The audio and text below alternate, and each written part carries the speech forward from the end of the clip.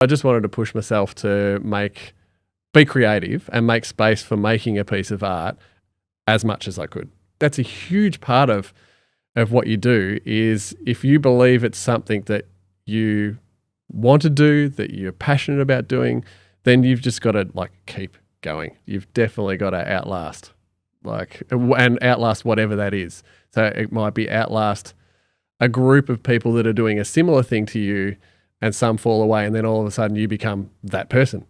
So it could be that, or it could be just outlast going through waves where work is coming in and work is not coming in. So there's lots of different, ways that you can kind of look at that. There's a lot to be said for just believing in it and just keep going, just keep going.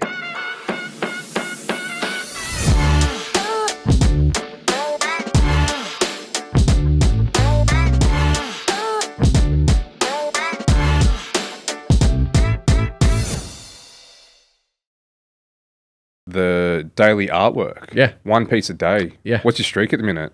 Well, since January 1. Yeah, since the start of the year, right? Yeah. You did today's one, or is that coming tonight? No. Because you had some late night ones. I've had some that have come a little later than others. And I have, if I'm being honest, I've made more than one every day. Yeah. So there are some in the bank if I have a day where I'm I can't get to it. It averages out. Yeah, it averages out. So I never actually really kind of set myself to go, I'm going to make one every day and it has to be made on that day. And, I didn't have a lot of parameters, but I just wanted to push myself to be creative and make space for making a piece of art as much as I could. So that was kind of the goal. So, yeah. What was the catalyst? It had been in my mind for a while. I often get to the start of a year and think, what am I going to focus in on? Am I aiming for an exhibition? Am I, working on my book? So I'll start a year off with thinking about projects that I can kind of zero in on. And often at the start of a year, I'll think, should I do a daily something? And then I kind of inevitably don't. But this year I just I felt like it was a good challenge to set myself. The beast of social media needs feeding. So, so there's that whole aspect of it. So, yeah, I don't know if there was a single thing. It was just something that I felt like it was a good time to start the year off having a crack at it. Dude, the artists that I've spoken with who have done that previously or are still currently doing it have nothing but good things to say about it. Yeah. Right? Like Justin Maller. You know Justin Maller, right? Yeah, so he did that with facets and set him on a whole new trajectory, changed his whole life, really. Yeah. Just having that, firstly, just that daily practice of flexing that muscle. Isaiah Morris is another one that he recognized that there was a lot of deficit in his work from where he was and where he wanted to be. So he just made it a promise himself to work on it daily. And gave him an opportunity to reflect back.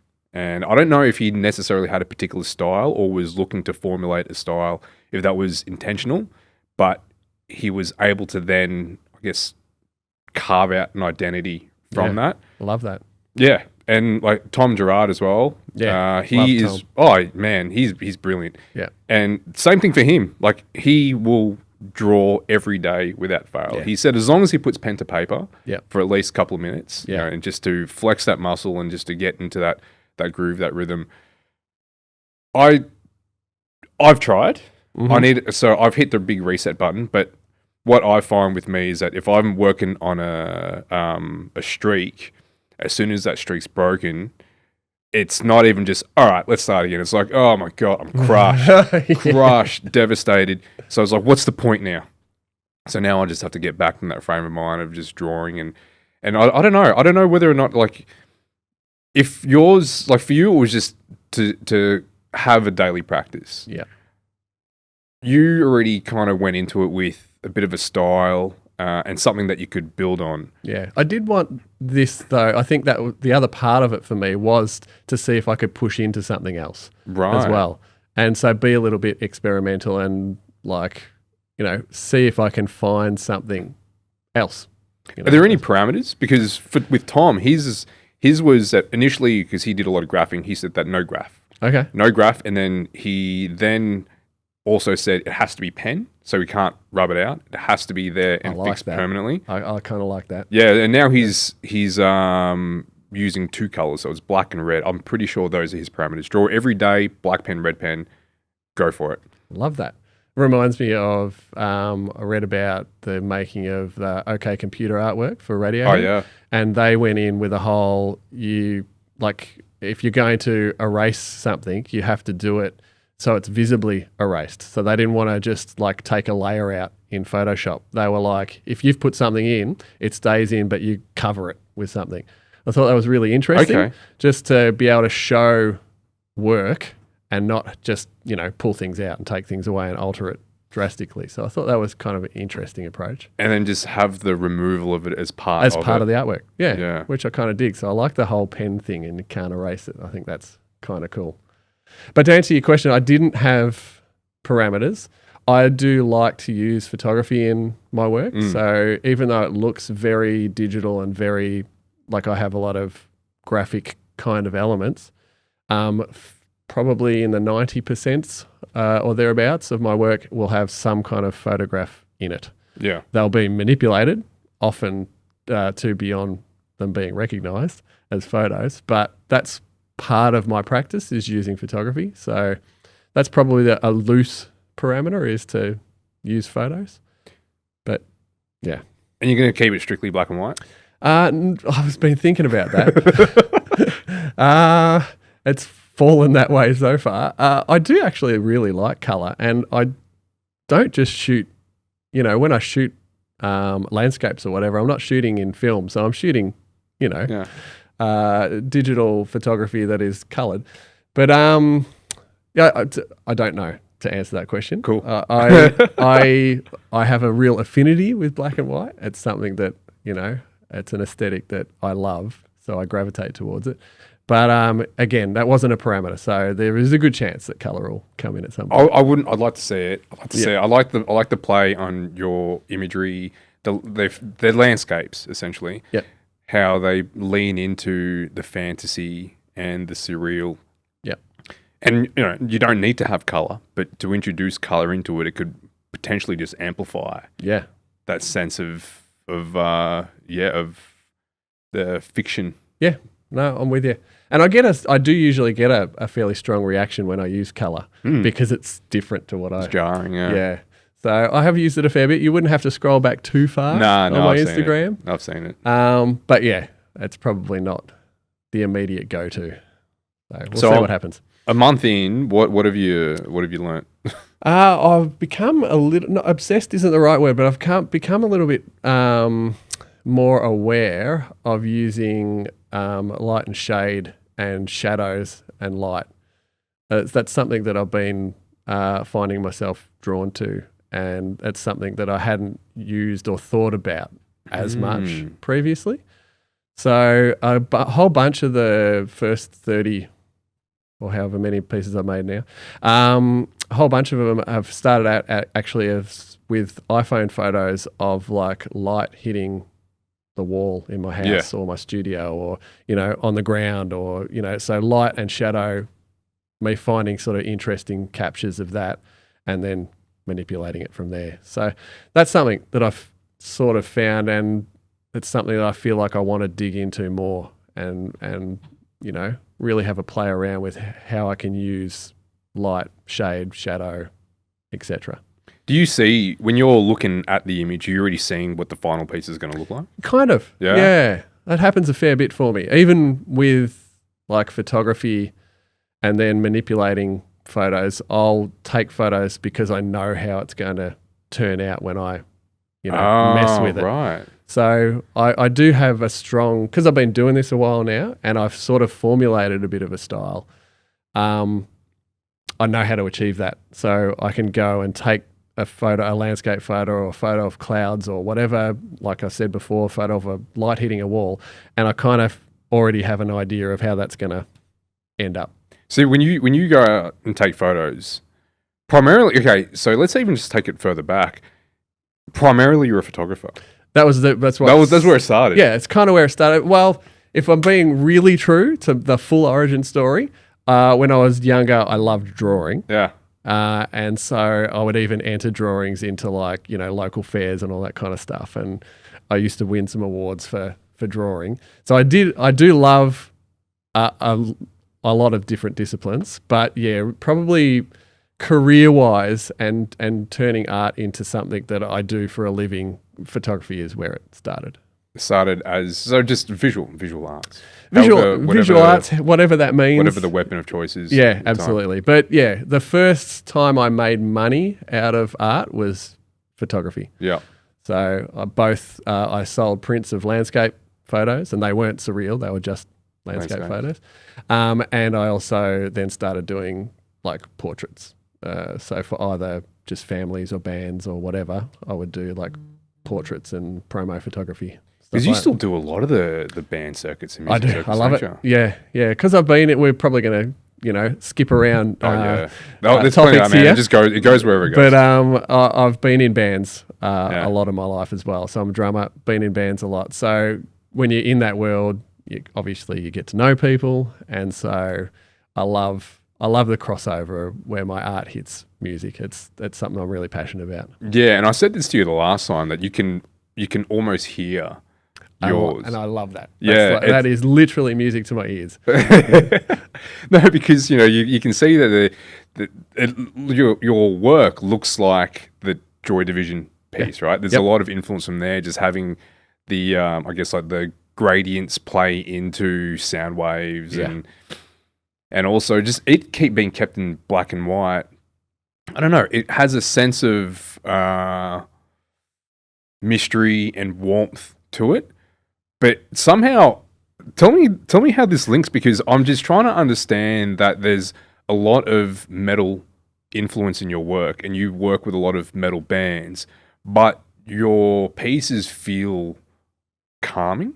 I like that they feel calming. That's cool. Yeah, it doesn't elicit the same sense of energy. Yep. It doesn't feel hostile, right? Yeah. Where metal music to me, there's degrees of hostility and that's fair. That's probably not hostile is probably not the right word, but there's like high intensity energy. Yeah, intensity is a good word, and angst. There's definitely those kind of emotions.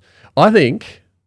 From my perspective, I think that what a lot of heavier bands have been drawn to is that there's usually a solitary figure, and so there's a sense of isolation, and I think that seems to be one of the points that comes in from the heavier music, is that there's something mysterious about it, but there's something sort of, the solitude and the isolation is something that seems to appeal to either the bands that like that kind of artwork or fans of the bands.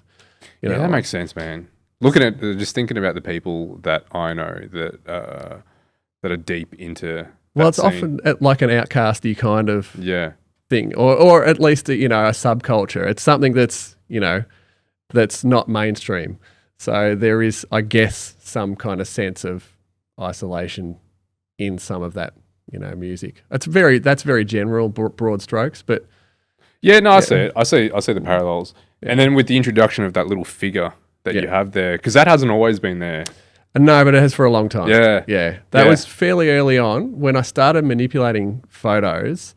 They were really abstract, what I was doing, and although I do love abstract art, it was something that wasn't hitting me. It wasn't what I wanted out of messing with the photos. I wanted something that told a story or something that was somewhat recognizable.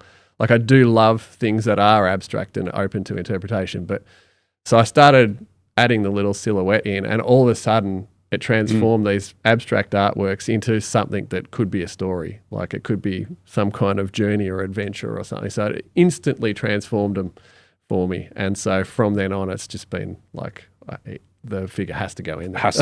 And it gives it this sense of scale, and it allows you to kind of like just put yourself in that space as well. Exactly the intention. Yep. Yeah, there's this term that I've been sitting on for a while, and I was speaking with another photographer actually, Matt Hardy Brown. He does a lot of work. I don't know if I mentioned this to you the last time we spoke, but Matt he works predominantly surf culture. Yeah, cool. So he He does. might have mentioned actually. Yeah, so he goes out to various beach locations, works with a lot of surfers, and I said to him that like I'm so far removed from surf culture, but I look at his photos and I'm immediately drawn in, and I have this connection to it, and I was really curious as to why I feel like there is that connection when I'm like otherwise just so far removed from it. Yeah. And I was looking up this. I just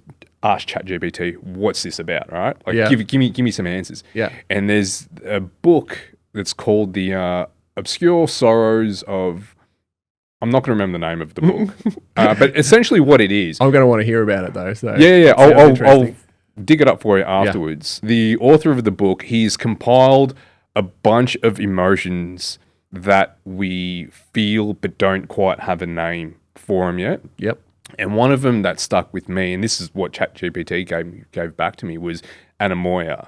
And Anemoia is having a sense of nostalgia for something that you've never experienced before. Yeah. And that was what I got from his paintings. That's what I got from his photos. Yeah.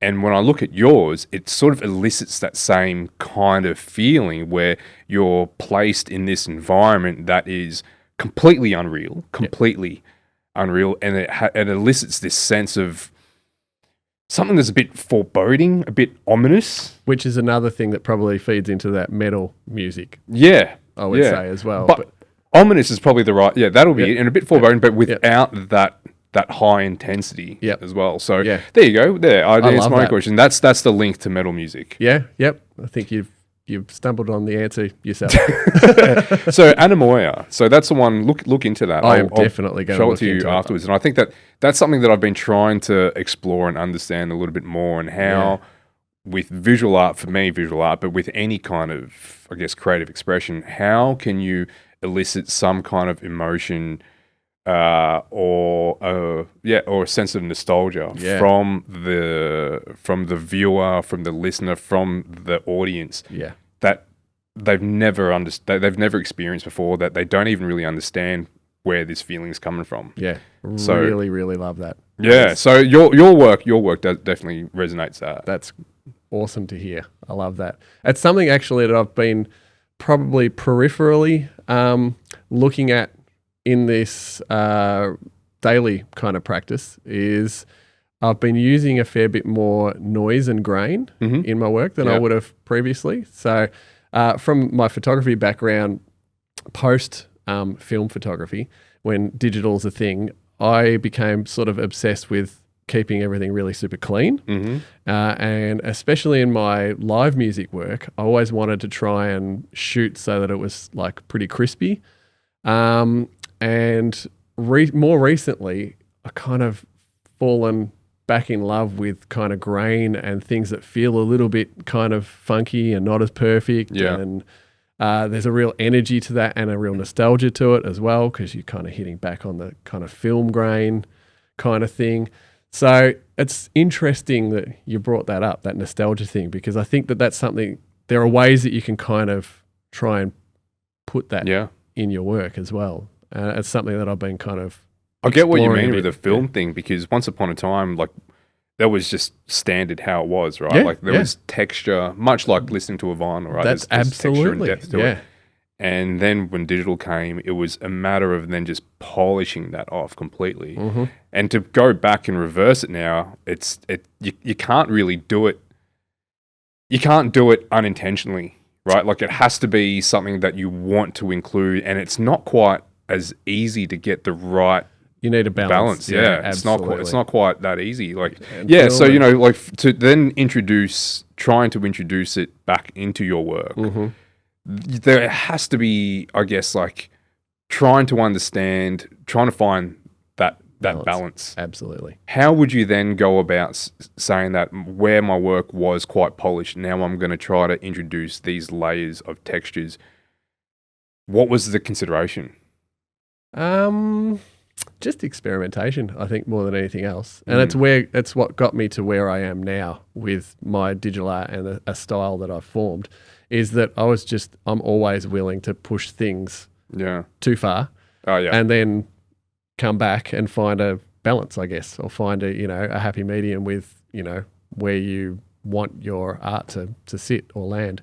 So definitely not afraid to try things. I've got folders and folders, which is weird to me now saying this out loud. I've got folders and folders of stuff that I don't like. Yeah. But I tend to keep a lot of stuff and I back it up. Tend to keep a lot of experiment stuff in case, I'm searching for something at some point and I can kind of pluck something out. Because I still find myself using stuff that I started creating years ago that I didn't end up using or didn't end up liking at the time. But then I'll sort of be flicking through some stuff and I'll be reminded of something that I tried out. So I'll go back and kind of look at that era, find things. So I'll definitely big on like experimenting and manipulating and it's just seeing where it takes me. And I'm fortunate enough that I kind of have, in what I do, I have the freedom to do that. And a good chunk of, my work time can be playing around with digital art and seeing what I can find and seeing if I can find something that'll be useful for something I'm doing. Have you seen Ad Astra? No, I haven't. Have a look at that. Yeah. Because that was the visual aesthetic of Ad Astra was one of the inspirations for the branding, the visuals for Future History. Hey, nice. No, I'm aware of it. I just haven't seen it. Yeah. I mean, like the movie was good. The movie was fine. Yeah. But I spent a good chunk of the movie just like looking at it and like, why does this look different? Yeah. It's a obviously it's a sci-fi movie. Yeah, I'm partial to a sci-fi. I can tell. Yeah. But it was shot in a way that felt a bit retro. Yeah. So there was the way that the colors were kind of saturated in some parts, but also just pared back, a bit of glow, a bit of flare, and film grain. And it had this sense of mystery behind it. And that was the thing that I wanted to create with Future History. I wanted to use these color gradients to elicit this sense of, like, to inspire, I guess, without knowing exactly what you're being inspired to do. It's just to feel a bit of an uplift. Nice. So there was just this color gradients, these combinations of striking colors with the more subdued palette. Yeah. But there was texture that was running through it, and I thought that bit was really important.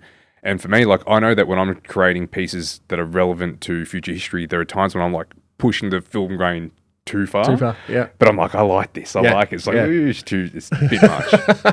But no, go check that one out, man. I think that you'll be able to pull a good bit of inspiration from that. Definitely. Yeah. It's weird probably that I haven't actually already, but I think you hit your brief then, by the way, because I love the branding of Future History. Like, I think you kind of nailed that feel for me. Yeah, cool, sweet. That was the idea. That was the idea, and then there's extensions that kind of going that will move beyond that as well, and just seeing how I can do more with it, and speaking with a whole bunch of different artists, and it's inspired me to want to do more, and seeing how I can create it. But I'm at this particular point where I'm stuck looking at a literal blank canvas.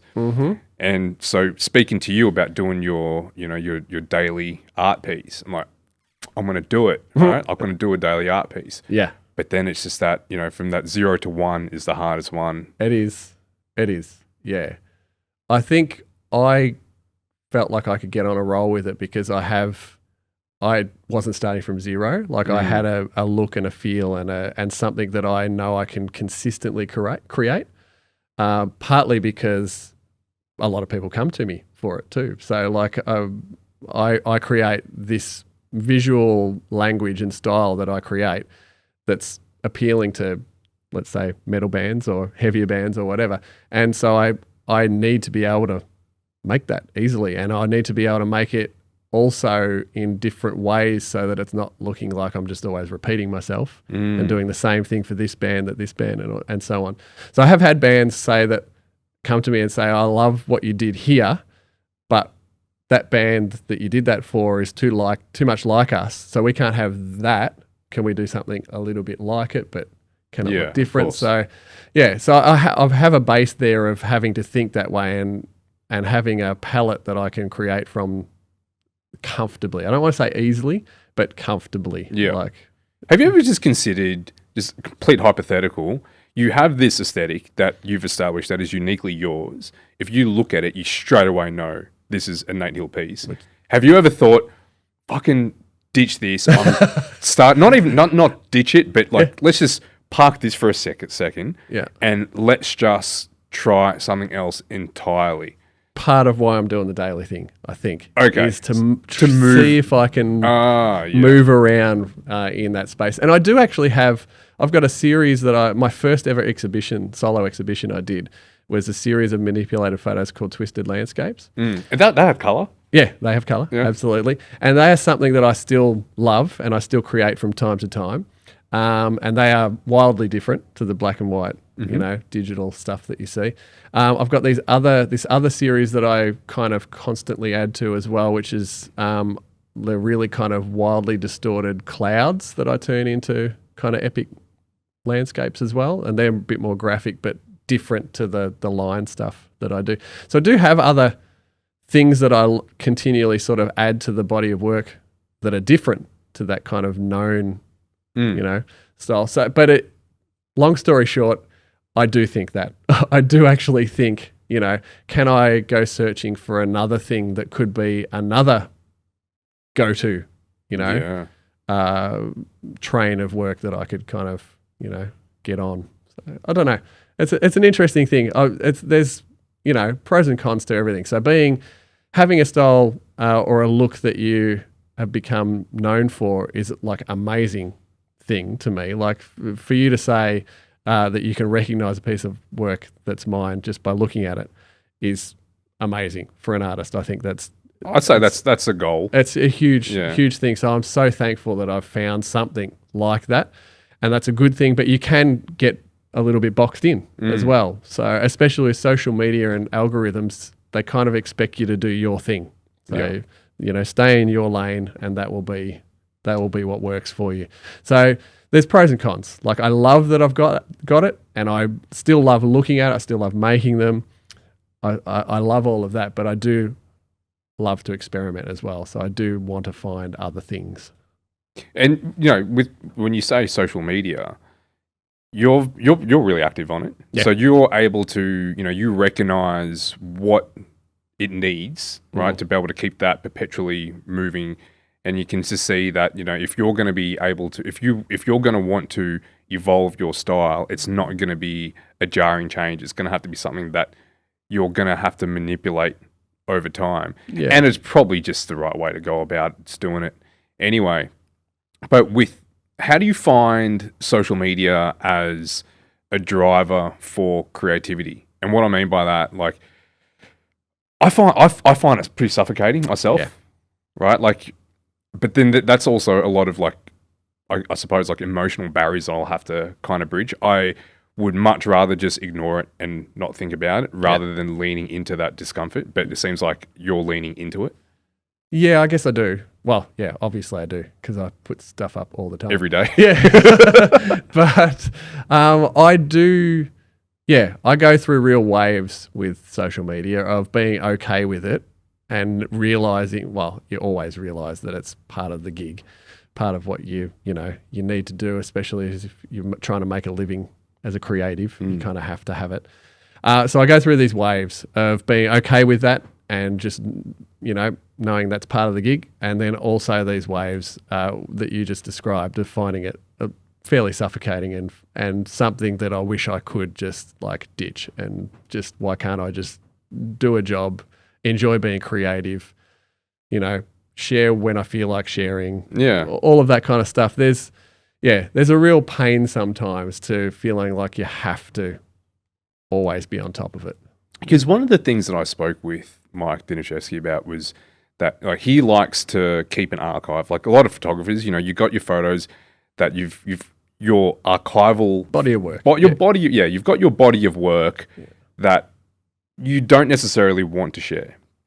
But what that body of work does over time is that it creates that memory, that sense of nostalgia. So there's value in it that wouldn't have been there if not for the time that has passed since those images were taken, right? Yep. So there is this inherent value in archival work, in historical work, that new work just cannot compete with. Yeah. But then it can't get rewarded because it's not new.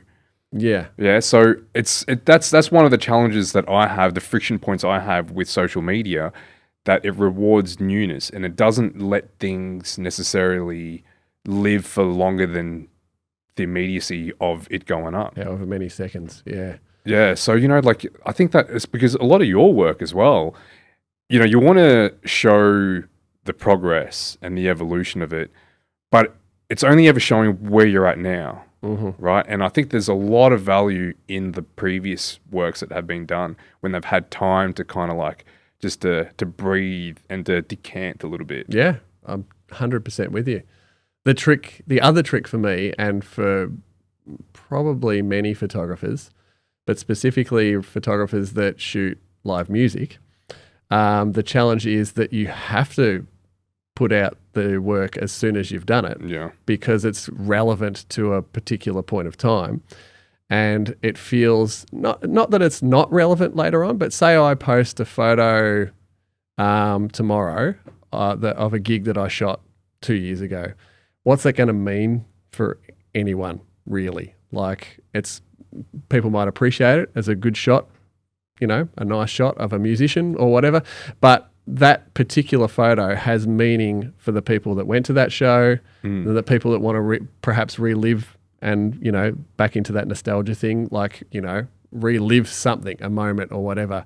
But it's less relevant later on than it was, day after the show.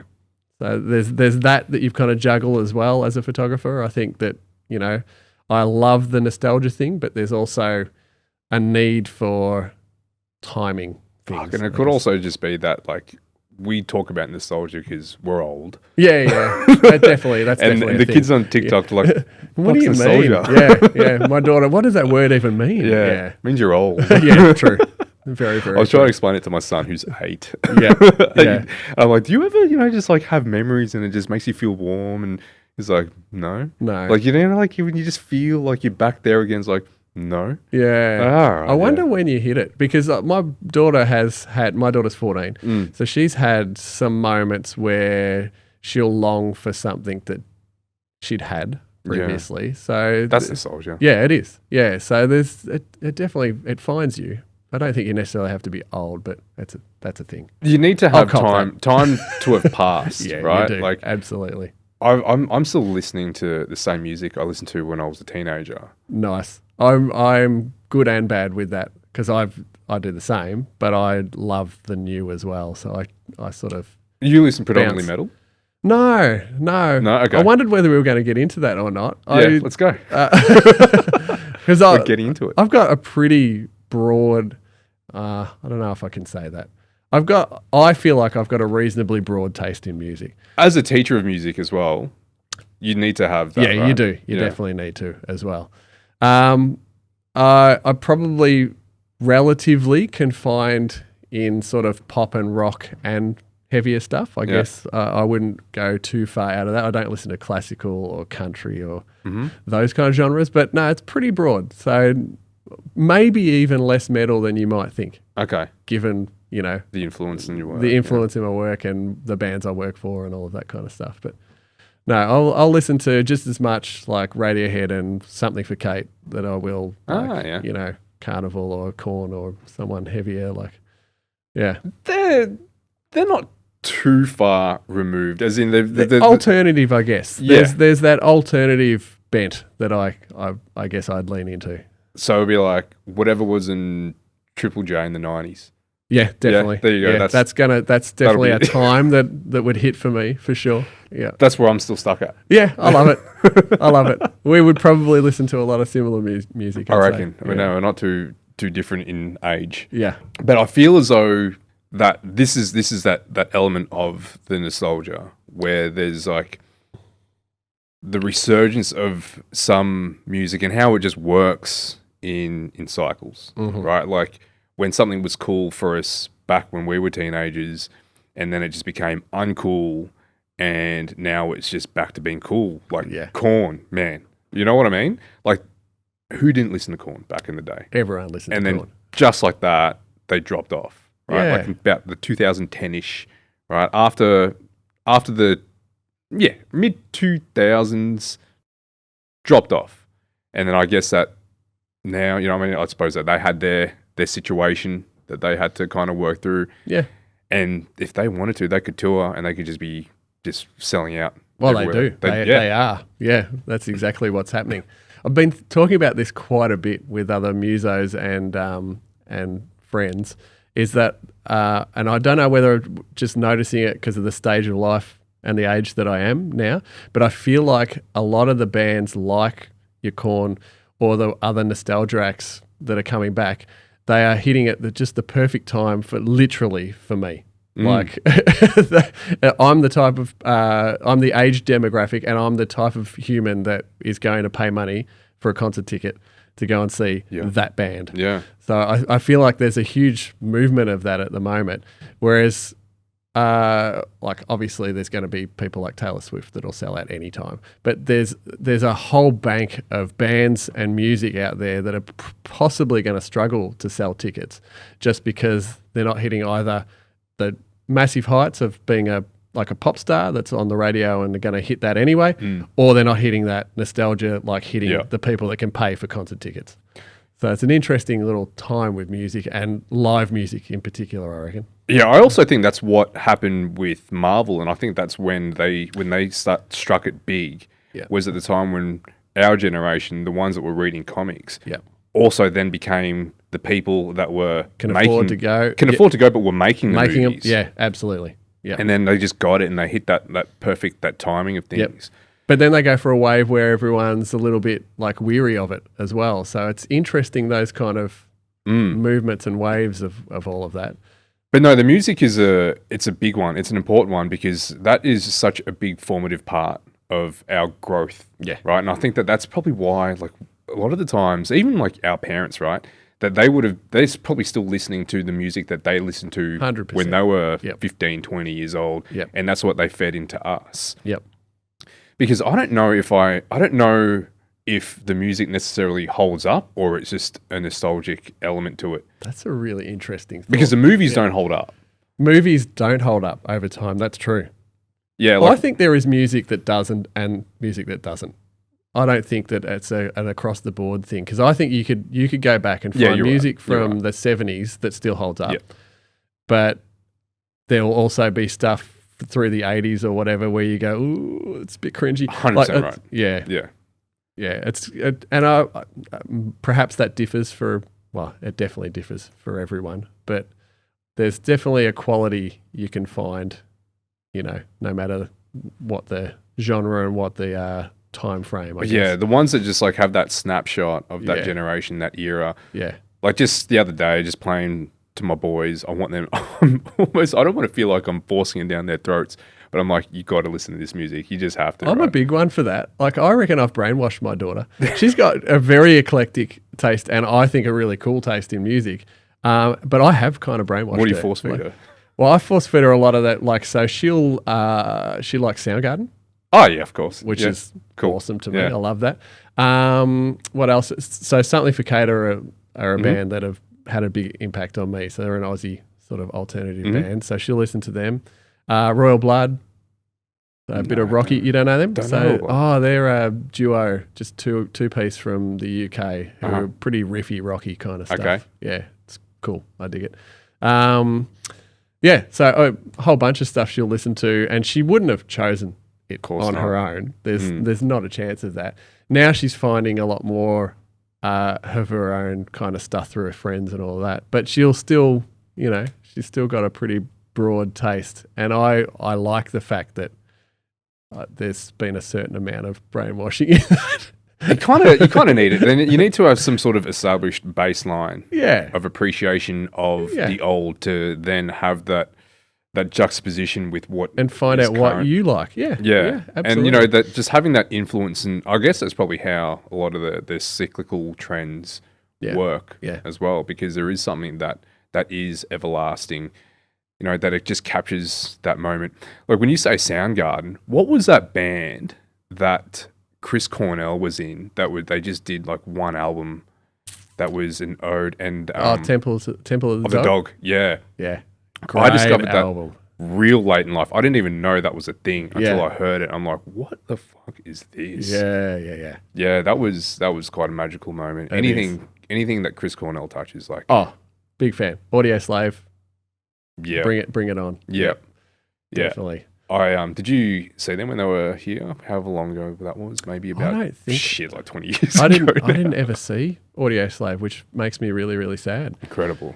I saw Soundgarden, which that was huge for me, but never got to see Audio Slave, which that bums me out. Yeah, did you catch Rage when they never caught Rage? I saw though. Did you ever come across One Day as a Lion? Yeah. So I got to see them, which was pretty amazing. So that was Zach and the drummer from Mars Volta, John Theodore. He drums. I think he's still drumming for Queens of the Stone Age. Oh, okay. Yeah, it was just that one 5-song release that they did. Yeah, that was sick. Which I would have loved more from them because that was good. But got to see them, but never got to see Rage. Where'd you see them? Again, hurts me. I saw them at the Prince of Wales Hotel in St Kilda.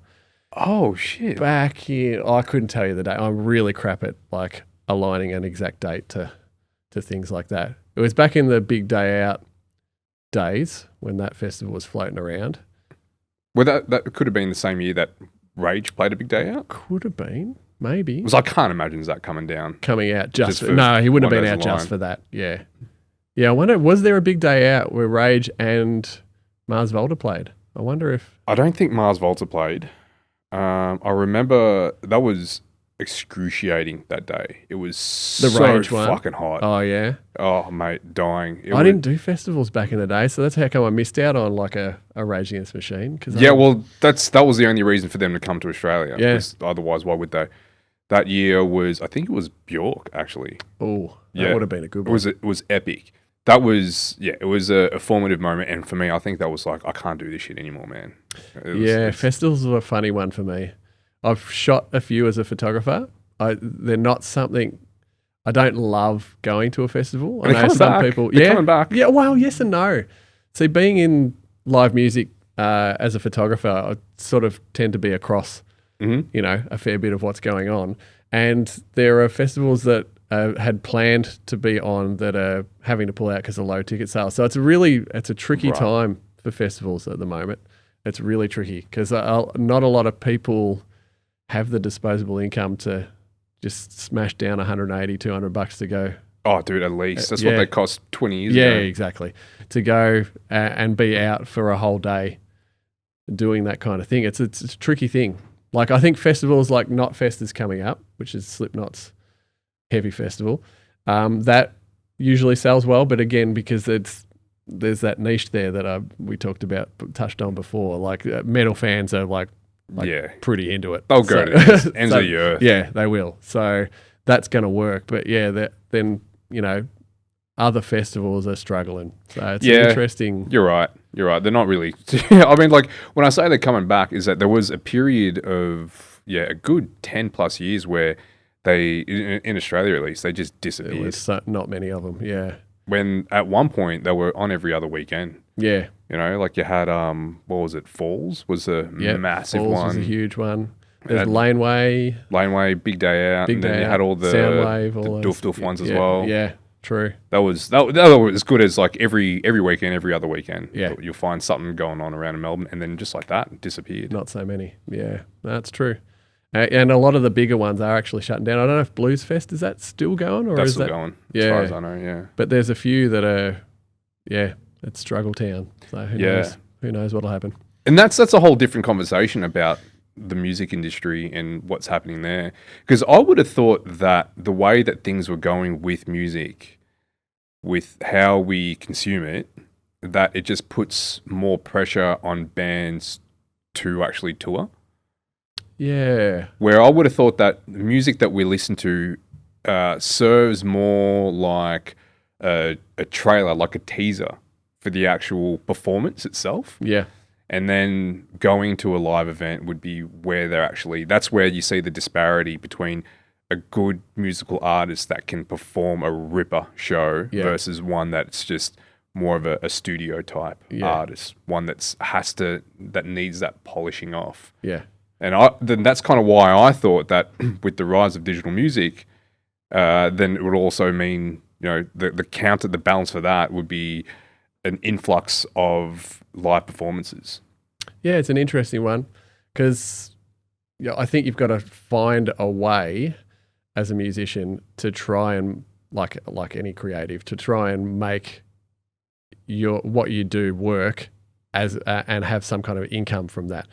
And it's a really, really tricky thing because I know there's a bunch of bands I work for that have to get out and play so much live just to try and, get some kind of income going. So getting out and playing live, stacks of shows, try and sell a stack of merch, all that kind of stuff. That's how they're going to make some kind of a living rather than getting radio play and royalties from, the tiny amount of cents you get from a Spotify stream and all that kind of stuff.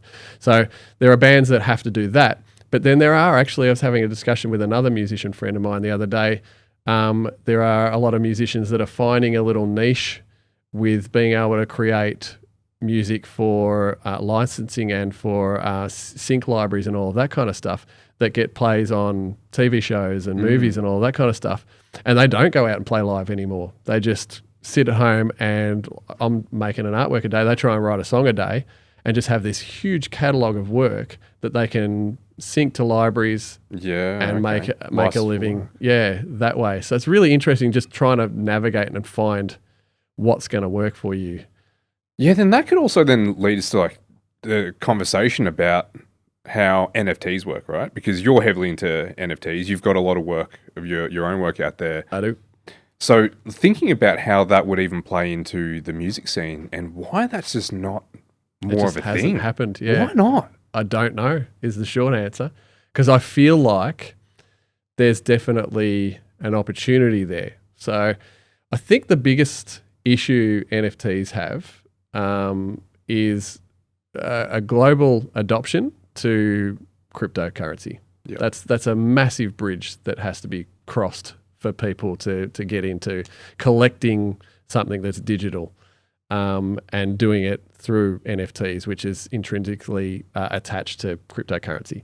So it's that's a massive, massive thing. And I think a barrier that at the moment is still too far for the majority of people is a band doesn't want to have to go down the whole path of, so let's start with an independent band that can do whatever they want.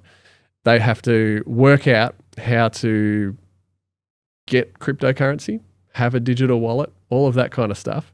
They have to work all of that side of it out and have some kind of financial, idea of what's going on there.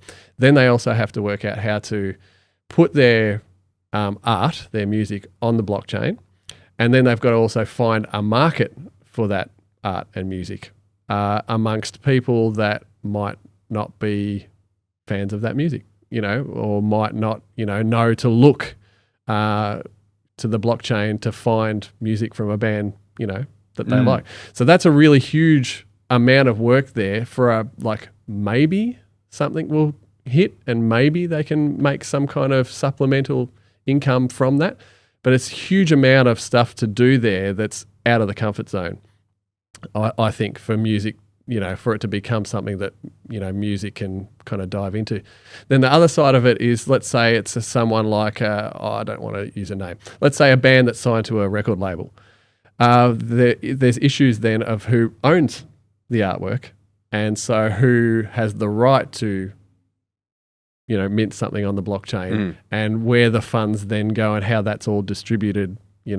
That's another massive hurdle to get across for a band to utilize NFTs as well. So there's a fair bit there, and it's the same. I think it's somewhat similar for digital artists and artists in general.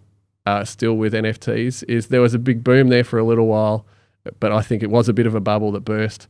But I still believe in the technology, and I think that it's a way that one avenue that artists can, earn some kind of finance out of, but it's just a huge.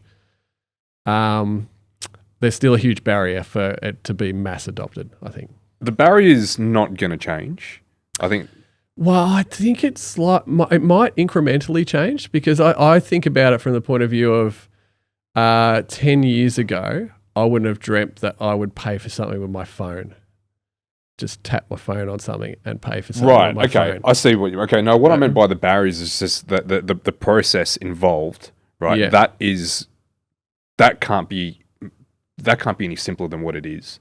I think it You can. reckon? Okay. Yeah, I think it can. And even so, I've been in it long enough now to see some of the little incremental changes that have happened. So going back to when I started minting artwork and releasing it as NFTs, digital, items that you can collect, there was quite a process in doing that.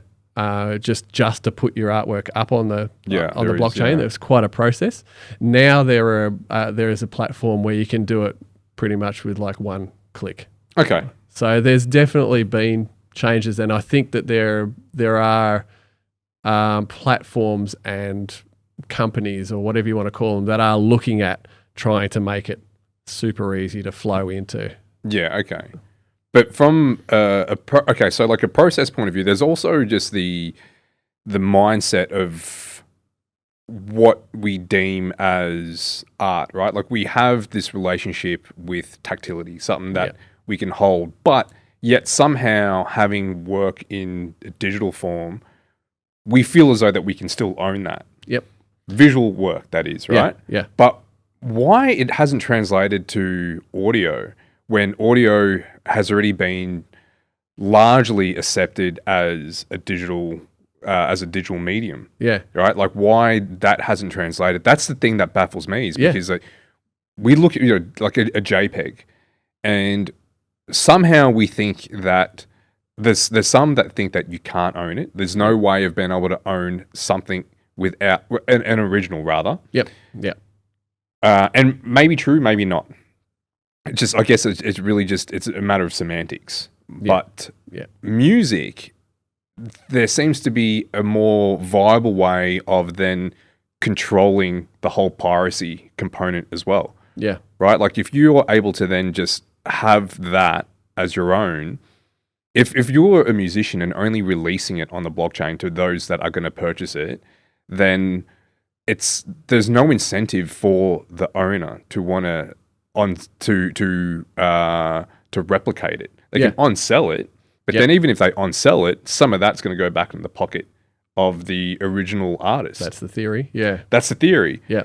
And the original artist can continue to still sell and own the rights to the music still. You absolutely own the rights. Yeah. Yeah. So I don't know, man. Like to me, it just seems like a bit of a no-brainer. Yeah. I think I think the barrier again is that music is so readily available for everyone now. So I think about how I take in music.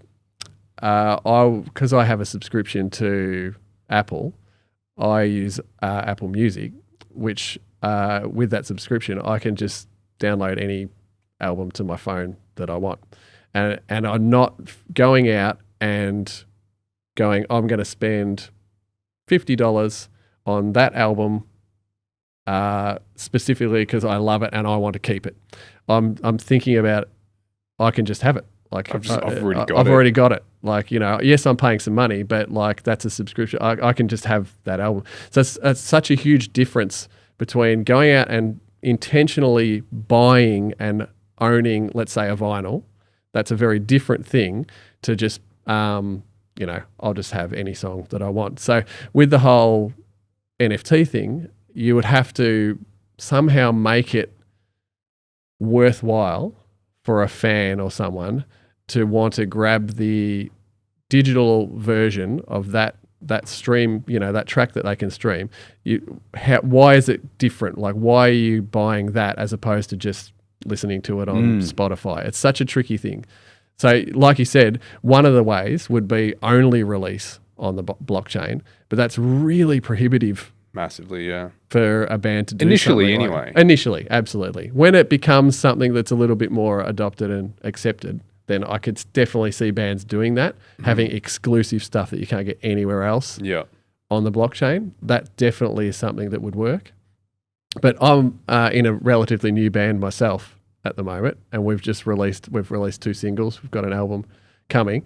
And I think about what I want to be able to do with that band is we don't have grand plans to do major things, but you want your art, your music to reach as many people as you can. Yeah. So how do you do that?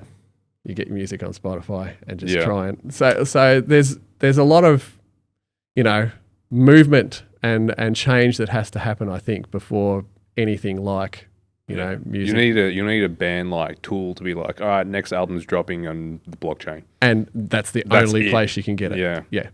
And people would lose their minds about they'll that. Totally get it. It'll change the whole game. Yeah. Yeah. But I think then this kind of just leads into the conversation about then the tactility, like how we intrinsically bestow value in things that we can touch and hold. 100%. Yeah, I think that's part of that. I don't think that will ever go away. No, I don't think so. And I think that's one of the challenges that we have when you look at with social media, back to that, and putting artwork, it's immediately devalued in so many ways. It's almost like it doesn't really have any value. The work itself doesn't have any value. And what I mean by that is that the work, when you put it up, you're trying to build something else that is adjacent to the work, right? Yeah. So for you, it would be developing yourself, Nate Hill, as an artist. This is a teaser. This is a bit of a trailer for the work because you will spend anywhere from 5 minutes to days to months on a piece for someone just to be like, next. Yeah.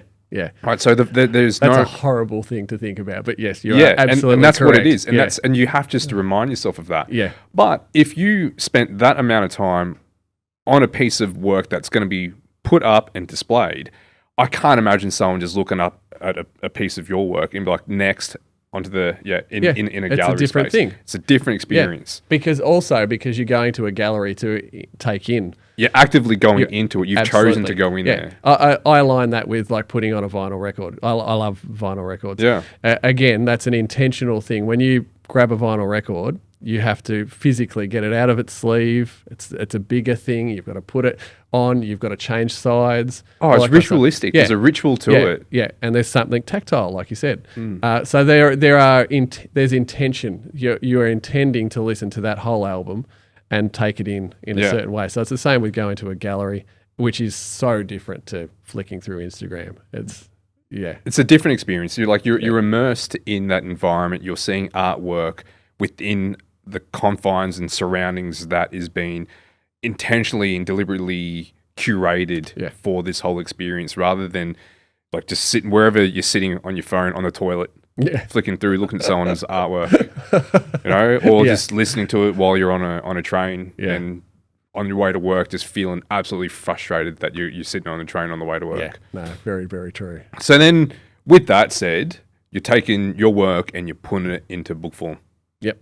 So you're going all the way back and having the tactile, and having something you can hold, and something that you can. It's like it's your archive, your back catalogue, and the progression from where you were.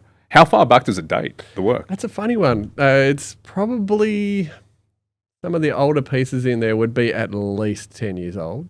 Ooh. So it'd go back a fair way. What was the genesis of this? Like, was there a theme that you were building around, or was it just I want something that showcases my work? A little bit of both. So I did want a broad kind of time frame of my work in there, but I focused in on the stuff. The book's called Read Between the Lines. So I focused in on artworks that have that line kind of landscape stuff running through it. So not all of them have that exact same, look, obviously. But generally, I think, most of the pieces in the book have digital lines in the pieces in some way, shape or form.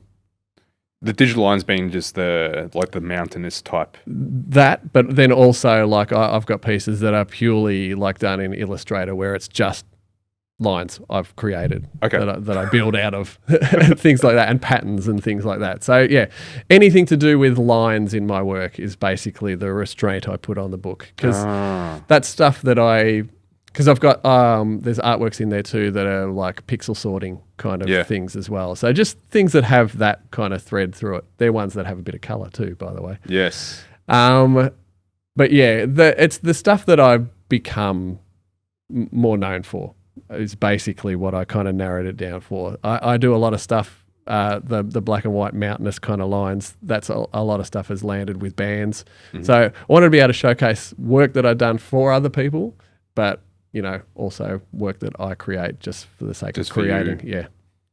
And you're saying there's like maybe about upwards of 300-400 pieces in there. There'd be at least 300. So it's a 150-page book, and it's pretty much wall-to-wall art. So each page has got an artwork on each side, at least one. There's multiple on a few. So there's a lot of artwork in there, and that's not the half of it. So yeah, well, that was what I was going to ask you. Like, how many were you?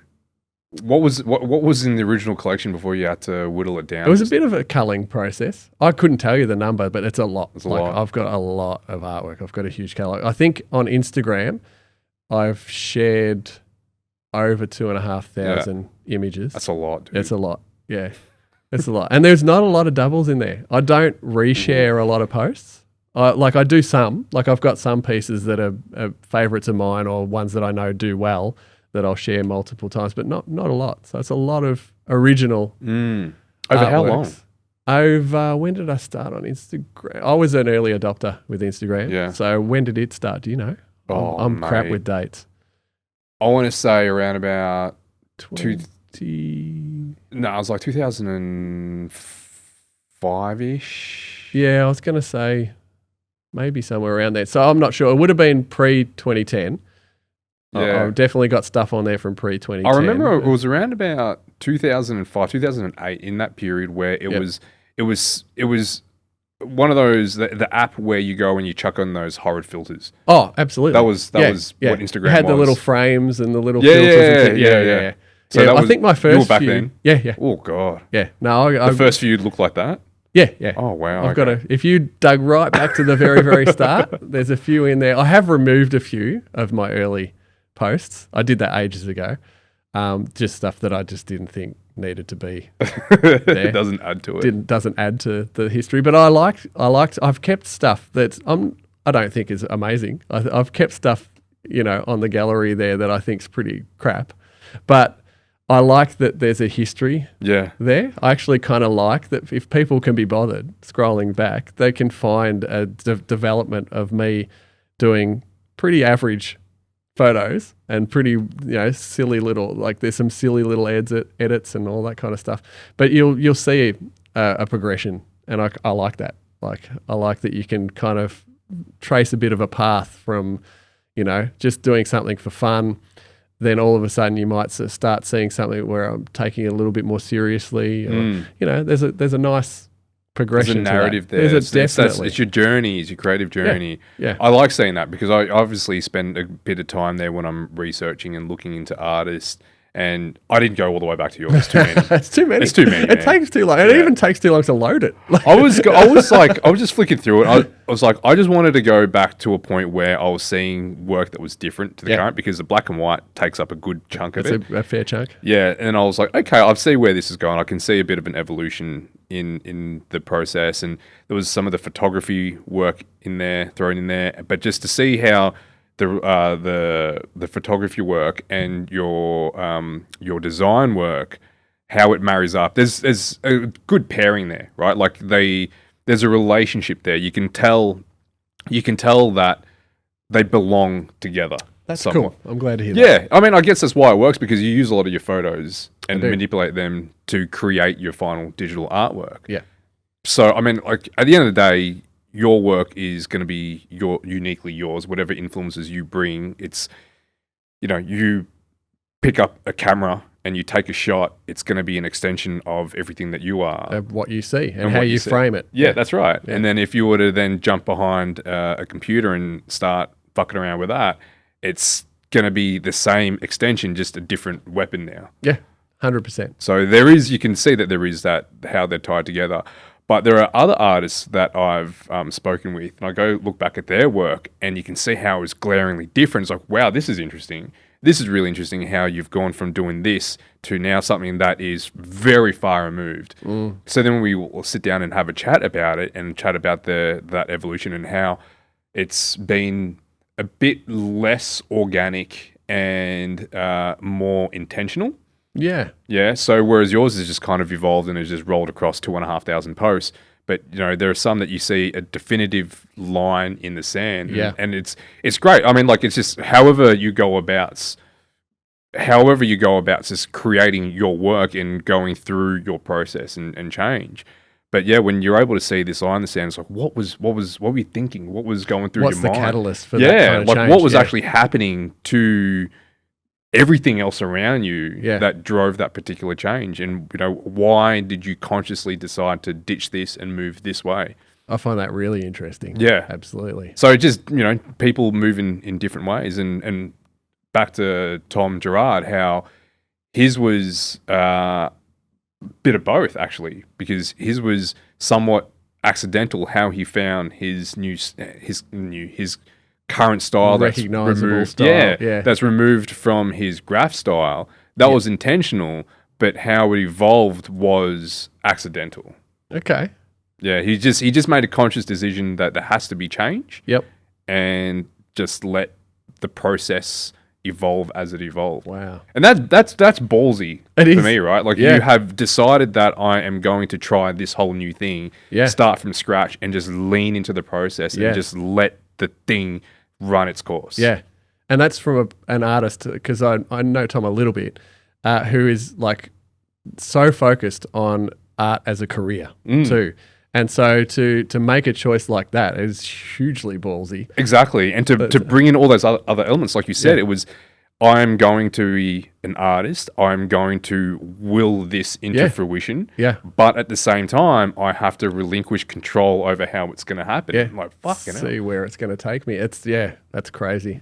But I think that it's going to be different for everyone. I was going to say, I think that artists thrive in that, but not all artists would. No. But the reason I went there in my mind is, like as a creative, I think sometimes when you let yourself experiment, let yourself go with what you're doing, I think that's a really healthy place to be in. So that's why my mind. Or maybe they will thrive. Maybe they will thrive, and the reason why a lot won't is they're just not daring enough to do it and don't throw themselves like not leaning into it, right? And just not just relinquishing and just letting it happen and being, I guess, more of a participant along this process. Yeah. But I think that a lot of people, even outside of creativity, maybe just in general, just in life, just be like, fuck it, and let's just really lean into something that I don't feel at all comfortable in doing, and then just seeing where it goes. Yeah. And I think if you persist in that, chatted with a few artists recently about struggles in trying to make a living out of art. And this is both musicians and visual artists or whatever. And the struggle, just how to, navigate making a living in that space. And one of the things that I keep coming back to is that you do kind of have to persist and outlast. Like you've got to not just hit a wall and think, this isn't working for me, it's not going to work. Like the thing that could work for you could be 2 weeks around the corner if you just keep pushing and keep so I think that's a huge part of what you do is if you believe it's something that you want to do, that you're passionate about doing, then you've just got to keep going. And it's easier said than done. Like I've been fortunate that I've been able to make a living out of it. And I feel really fortunate sometimes when I look at other people that have made a similar push to me and haven't quite got there. But I just think you've just got to, if it's something that you believe in and you feel like, probably it's not there yet. Yeah, maybe. And you don't know, I could not have seen some of the things that have happened in my career coming. I just could not have predicted them, could not have seen them coming.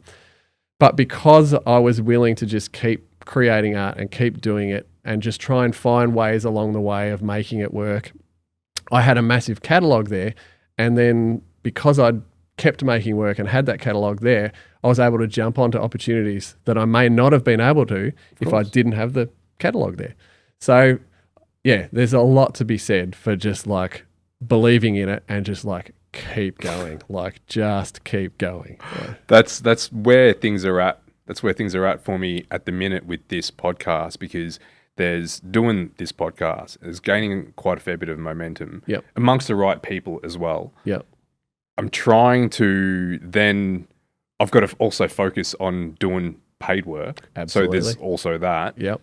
Which is eating up a good bit of time. And then there's also other personal projects that are coming up along the way. And so right now at this current moment, things have never been busier. Yep. Things are really challenging. And I think back to a conversation I've had with Nathan and Curvis, where he was saying, it's like, all right, if this is what you asked for, then what's going to happen is that the universe is going to start throwing you these things. And you're going to think, it's like, why is this happening to me? It's like, why is things so hard? It's like, you just got to remember you asked for this. Yeah, that's right. Yeah, that's right. So you just got to keep going. It's like, I can't be right now, be like, oh my God, I've got so much work. It's like, well, what did you expect? Yeah, that's right. Like, what did you want? Yeah. Did you think things were going to get easier? Like, yeah.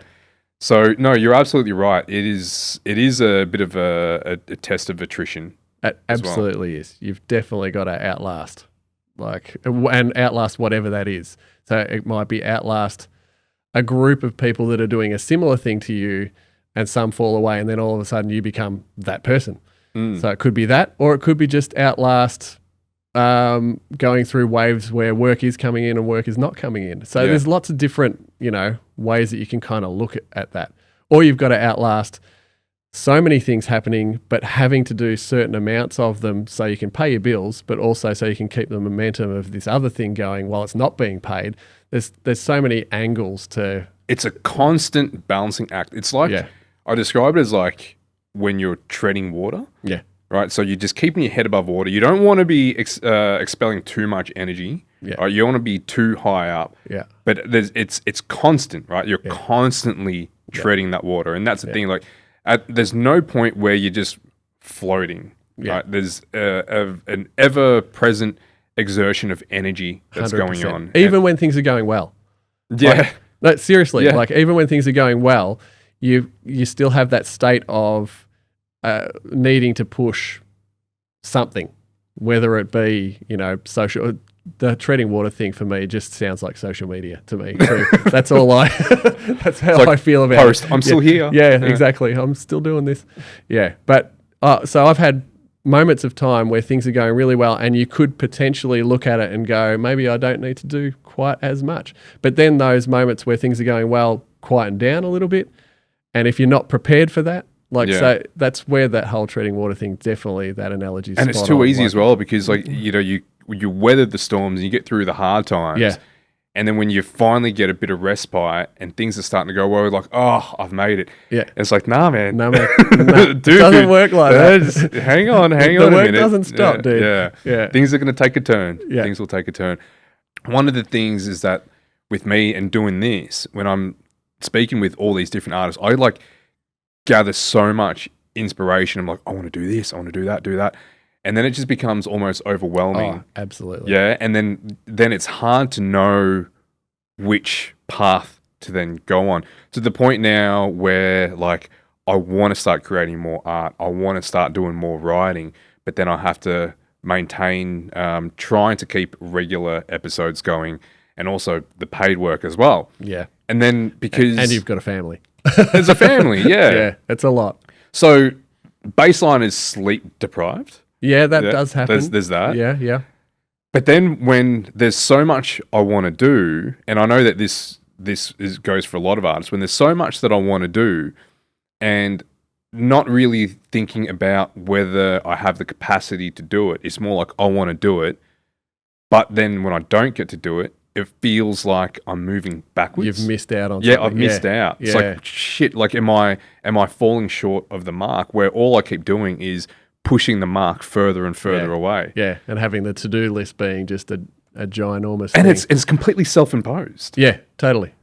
Yeah, no, I can definitely see that. I can see elements of that in me as well. I feel that from time to time. I think what you've got to try and do, I'll just try and formulate this in my head, is have your list of immediate realistic goals that you feel like are achievable, and have those kind of things as something that you can really chip away at and feel like you're like, I love a list. Yeah. I'm a bit of a list maker. Same. And so I love seeing something like knocked off the list. And so having those kind of things there, but then still, I think it's really good and healthy for a creative to get inspired and have those moments where you think, oh, I could do that as well. Like, so, but not have them overwhelm you like you were suggesting, and not have things that are going to take away from those incremental, realistic kind of things that you're chipping away at. So I think there's definitely a balance, and that's the balancing act. We've covered that a lot in this chat. It's definitely something that you've got to be aware of.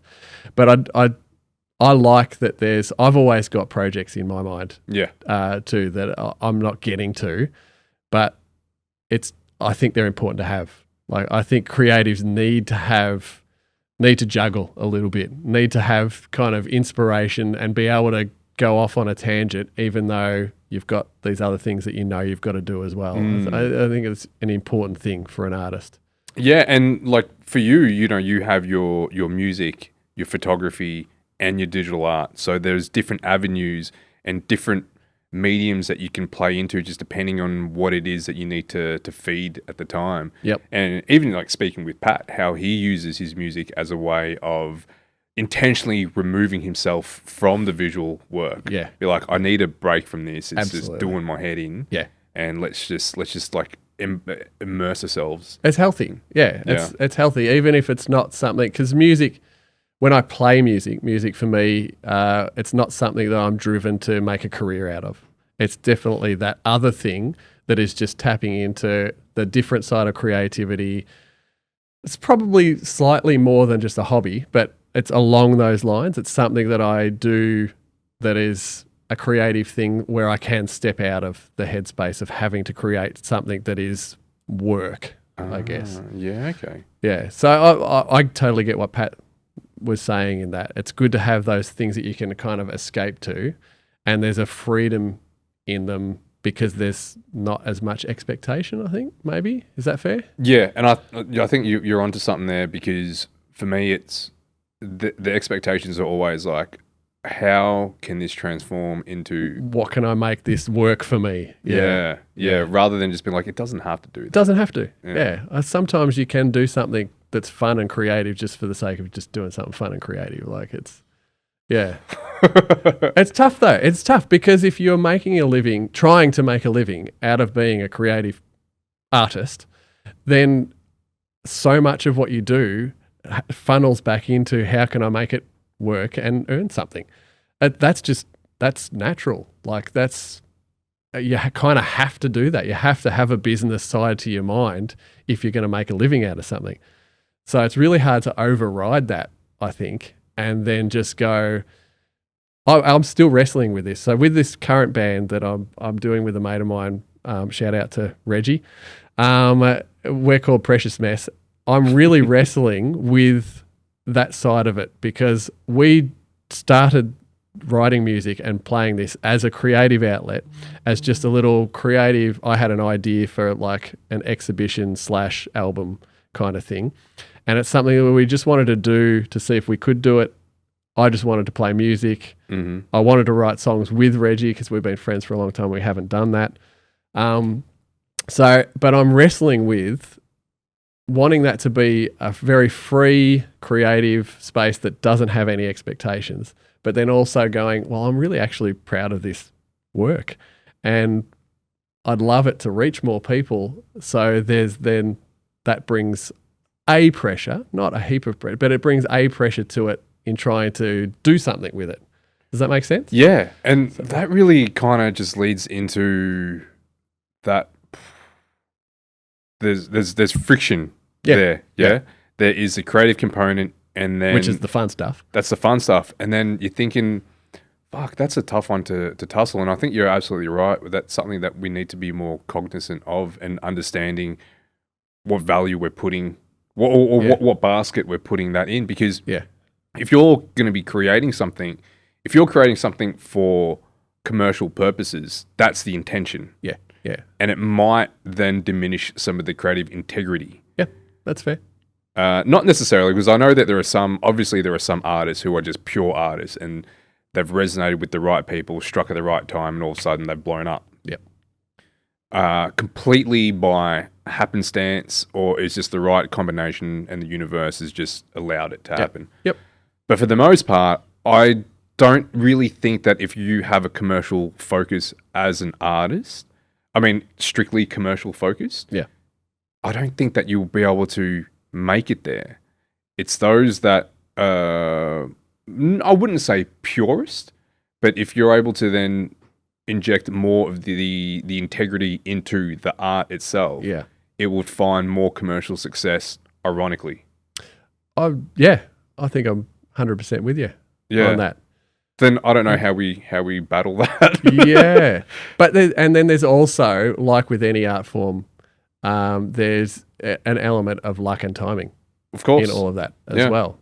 Like I sort of alluded to before, I've been fortunate that I've hit some things at the right time, at the right place, and all of that kind of stuff, where I've seen other people that do similar work to me, not the same, but similar, that don't have that fortune, that don't have that moment where something hits and, you have a moment where something works out really well for you, and, it's a launching pad for something greater. So it's a really interesting thing to think about, is how you approach your practice and wrestle with that whole, purity of creating art just for creating art, but then also there being a business side to it.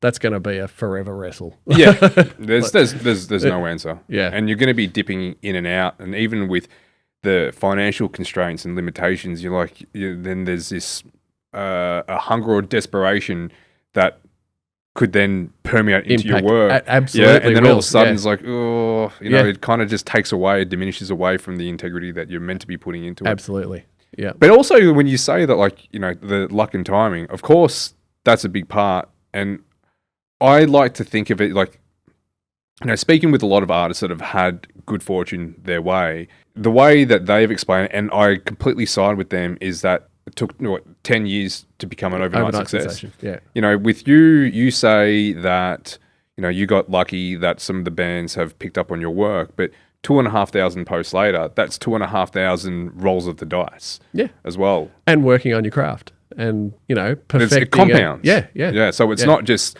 the same thing just being thrown out there. Yeah. There's a process, there's an evolution. Yeah. And there's growth, and there's a whole bunch of lessons that you're taking from just doing that thing. Yeah. And then all of a sudden, one time, this particular artist, call it Tool, call it KoRn, say that we want you to create a poster for us. Like, holy shit. Yeah. Like, well, it took 10 years to get to that point. Yeah. I did say the word luck, but I actually hesitate to use that word because I think there's another saying. Don't know if I'm going to get this right, but luck is preparedness meets opportunity. Yeah. So, I think that there is a lot to that as well. Like, I have had some situations where I've been able to have some opportunities that I've been ready for, because of that work that you talked about, because of that 10 years of, creating something, most days, most weeks or whatever, just, honing a craft and being conscious of creating something that can be mine.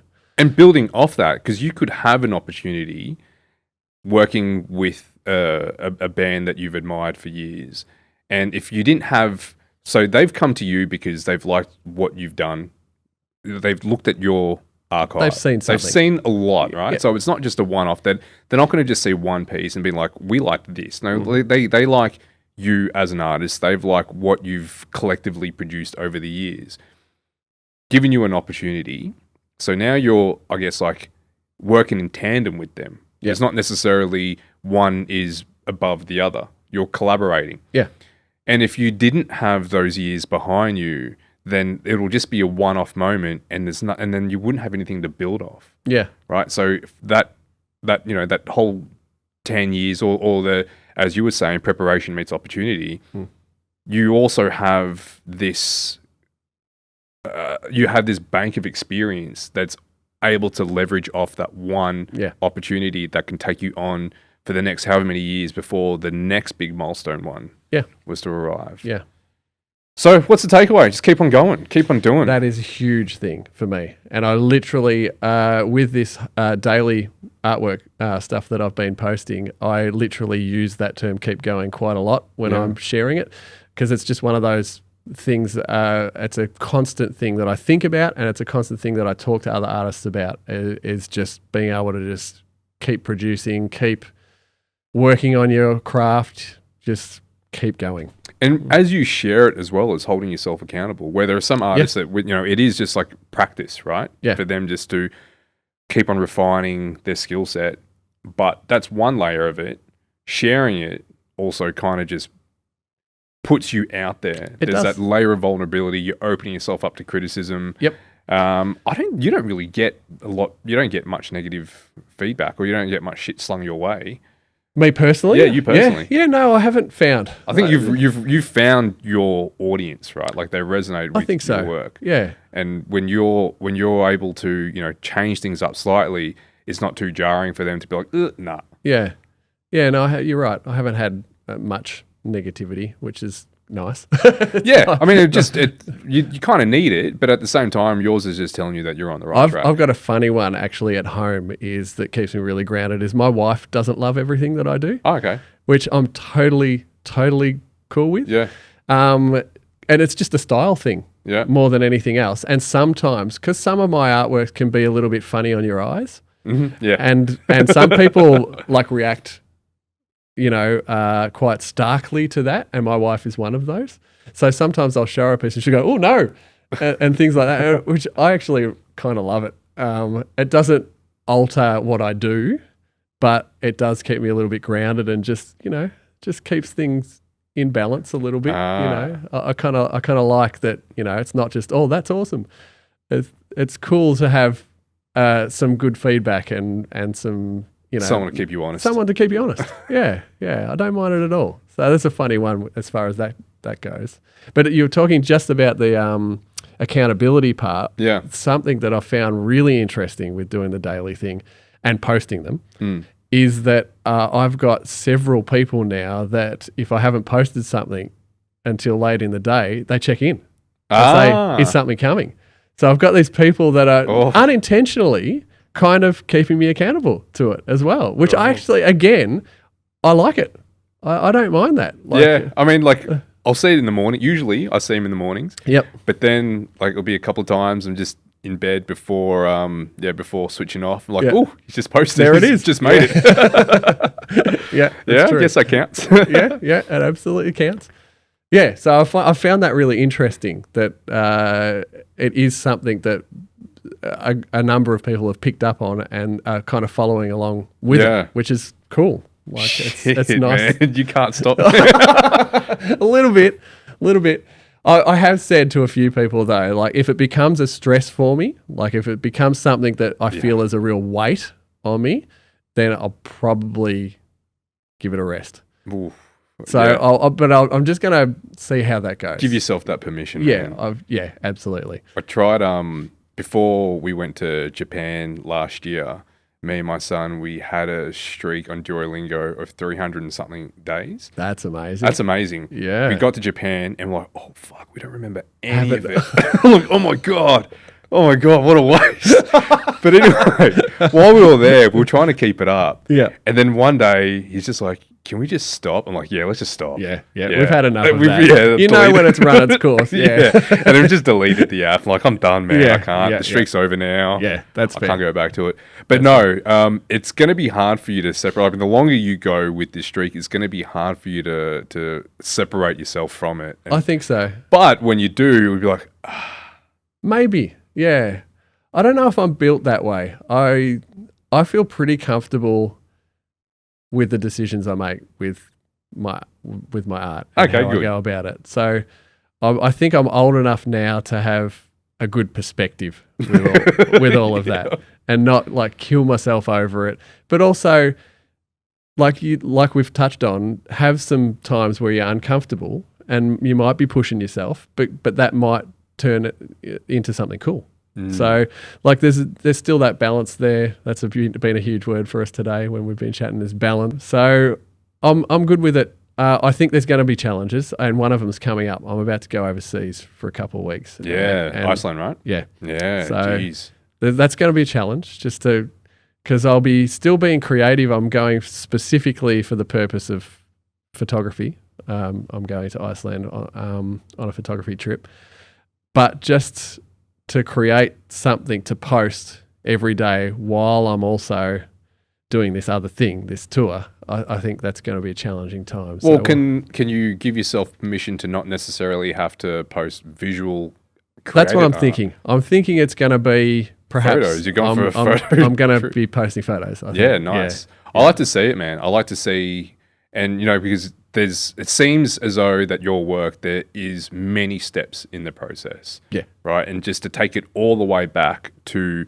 where it all starts from, the original inspiration, the photos before they become the end Something result. else, yeah. Actually, that'll be really cool to see. I want to see some of that. Show me some of that, right? Yeah. Show me the photo in its original form, Yep. and then show me what you've done to completely render it something else. Something else. Yeah.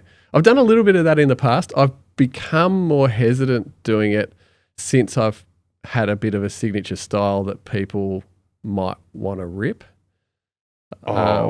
So I've been a little bit hesitant to kind of share too much about how I get to some places. Just show before and after. Yeah, I do like the idea of showing steps and showing, it's come from here and it's ended up here. I do like the vibe of that. It's sort of a little bit of the teacher in me because I've taught drums for a lot of years. So yeah, that's definitely an element I'd like to share more of. So yeah, maybe you will start seeing it. Well, there's some artists that I'm taking a lot of inspiration from how they create their art pieces. Like this is all spray, but I want to get I love into these, by the way. Oh, thanks, man.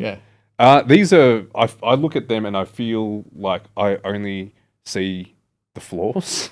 And that's such an artist thing to do. Absolutely. It is. But then when I say that, it's like, oh, how can I make some changes and how can I refine it? So there are some artists that I've seen their processes, and they've shown a bit of a sneak peek, and like they'll have their finished piece and they'll manage to cut it down to like, a 15-second reel. Mm-hmm. And I'm like trying to take in as much. And I'm like peek behind, like, oh, you're basically giving away your IP. Yeah. And I'll see how that they'll do their brush strokes and get the gradients. Like, piece of piss. Yeah, I can see that. I can do that. I can do that. Yeah, 15 seconds, no worries. And I'll go and do it. And I'm like, okay, all right. I can't do that. It's not, I can't do it. It's like, I thought I could be done in 15 seconds, but it's actually going to take me 10 years. Okay, so that's what it is. Yeah. No, so that's with you. Yeah, so that's essentially where I sit with people trying to imitate, but instead of imitating, I'm just trying to take inspiration and learn lessons from it. Like, it's not that easy. Yeah. And you know that in your own journeys too. Like, I don't think there could be an artist out there that hasn't been influenced by another artist. So when you are starting out, like when I was starting out drawing, I was copying other drawings just to learn how to draw. So same with when I started doing digital art, I was copying other digital artists or graphic artists just because I wanted to work out a technique or how to do something that looks like that. And then you take those techniques that you've essentially copied off other people, and then hopefully the true art comes in when you start making it your own and turning it into something that is a different thing. So, and then that'll be, to what you're doing now, is leaning into the discovery of it all. So now you have a skill, but now you have to try to discover how you're going to use it and just make it your own. Make it your own. So just fuck around with it and just keep on trying until it feels right. Like it feels like it's yours. Yeah, 100%. So this book, man, when's it out? It'll be out in the first half of this year. Yeah, I think I can confidently say. So I'm hoping it's been a long process, long journey. And I've still got a few things I've got to work out, like just how to ship it to other countries and all of that kind of stuff. I've just got those few things little hurdles to jump over, but I'm hoping to have it on sale end of March, early April. I'm going to do a launch for it, do a exhibition around it. So have a launch, hopefully get rid of a whole heap of them and see them out in the world. Is it going to be strictly just hard copies? Because this exhibition, this gallery that you're going to, they specialise in digital works. They do, yeah. So the exhibition itself will be a whole heap of artworks from the book will be on screens and projected. So there will be that element to it, which I'm looking forward to. I just pictured what it was going to look like in that gallery. It's going to be intense. It's going to be awesome. So that's the one part of it, the digital side of it, which is obviously a largely what I do. But then I do plan on selling prints. I'm hoping to make some things like T-shirts and merchy type things as well, because they're all about that too. Oh, love it. Yeah. Absolutely love the physical products. So yeah, there's going to be a bit of everything, hopefully.